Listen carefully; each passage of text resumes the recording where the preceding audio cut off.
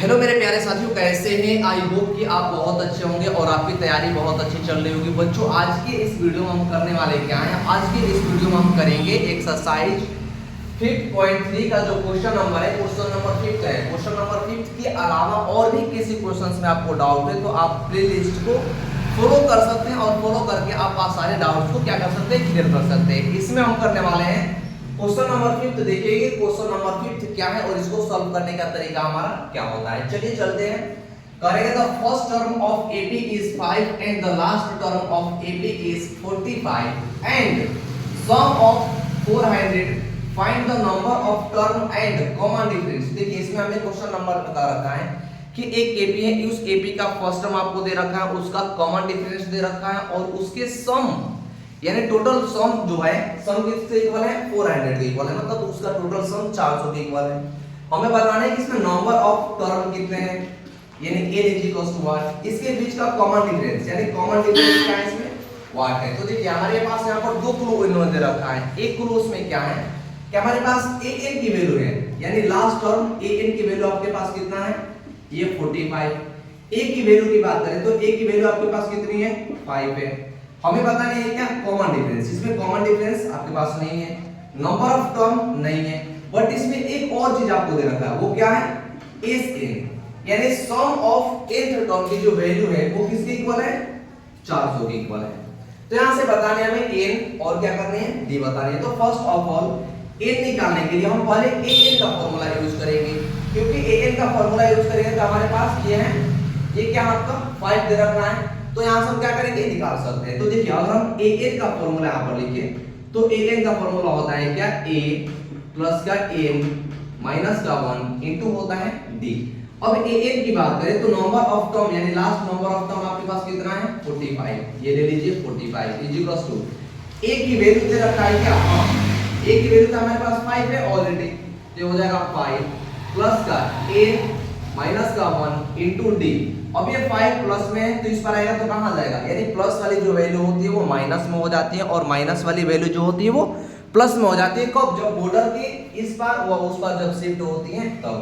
तो ये 5 जो होगा ये 45 के साथ क्या होगा?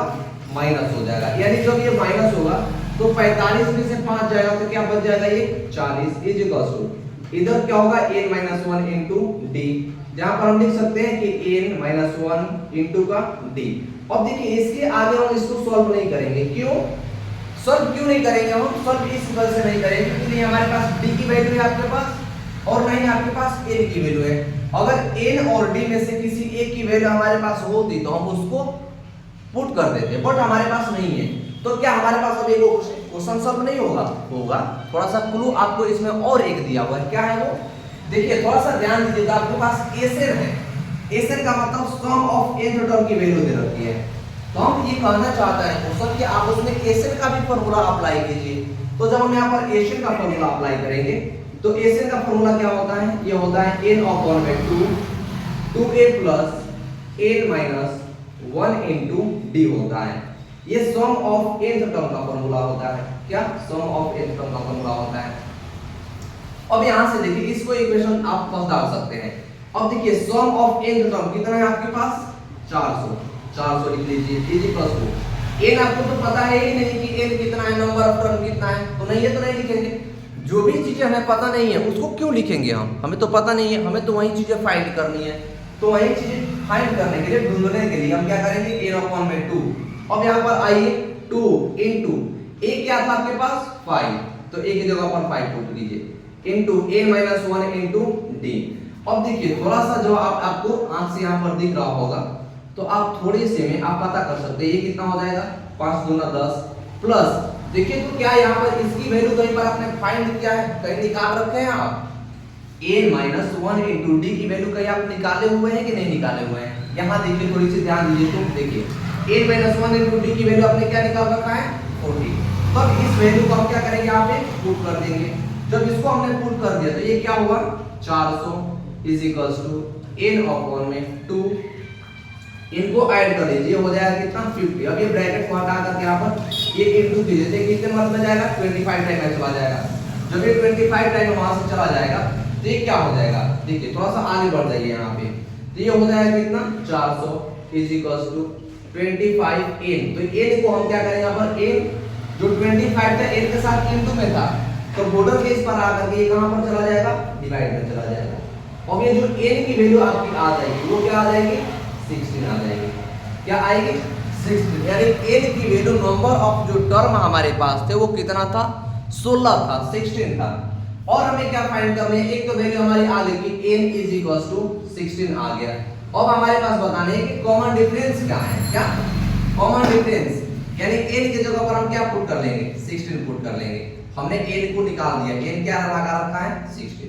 अब हमें बताना है कि d क्या है तो क्या करेंगे हम d निकालने के लिए जो आपके पास इक्वेशन फर्स्ट है उस इक्वेशन में n की वैल्यू को पुट कर देंगे।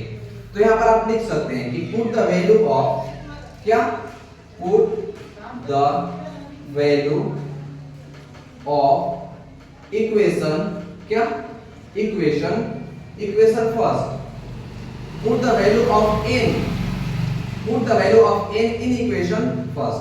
इक्वेशन फर्स्ट में n की वैल्यू पुट करने पर तो इक्वेशन फर्स्ट हमारा क्या था 40 is equal to n minus 1 into d। ये हो जाएगा 40 इज इक्वल टू कितना होगा n की जगह पर देखिए तो n की जगह पर 16 था तो 16 में से 1 जाएगा और d से इनटू हो जाएगा तो ये बच जाएगा 40 इज इक्वल टू 16 में से 1 यानी 16 में से 1 जाएगा 15 इनटू d। तो जो d की वैल्यू आपकी आ जाएगी वो आ जाएगी कितना 40 बटा में 15 5 से घटाइए 5 बटे 40 और प्लस दिए 15 यानी जो कॉमन डिफरेंस आपकी आ जाएगी वो क्या आएगी 8/3 आएगी। कॉमन डिफरेंस क्या आ जाएगी 8/3 आ जाएगी। आई होप कि ये भी क्वेश्चंस आपको क्वेश्चन नंबर 5 अच्छे से की स्टैंड क्लियर हो गया होगा। तो चलिए क्वेश्चन नंबर नेक्स्ट की तरफ चलते हैं कि क्वेश्चन नंबर नेक्स्ट क्या है। अगर आपको वीडियो अच्छा लगे तो कमेंट सेक्शन में अपना कमेंट जरूर करें। मिलते हैं नेक्स्ट वीडियो में नेक्स्ट क्वेश्चन के साथ, तब तक के लिए थैंक यू।